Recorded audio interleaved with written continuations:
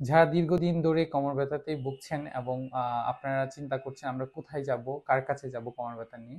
হুম আহ, তো তাদের উদ্দেশ্যে বলা, আপনারা একজন গ্রাজুয়েশন ফিজিওথেরাপিস্টের কাছে যান, গিয়ে আপনাদের প্রবলেমের কথা শেয়ার করেন এবং আপনাদেরকে প্রপার ডায়াগনোসিস করে একজন ফিজিওথেরাপিস্টই প্রপার একটা ডায়াগনোসিস করে আপনার যেই ম্যানেজমেন্ট দরকার, যেহেতু কোমর ব্যথাটা এক একটা মানুষের কোমর ব্যথা এক এক রকম হয়, ঠিক তেমনি হচ্ছে তাদের ডায়াগনোসিস সেট আপও আলাদা আলাদা হয়ে থাকে এবং ট্রিটমেন্ট ম্যানেজমেন্টও আলাদা আলাদা হয়ে থাকে।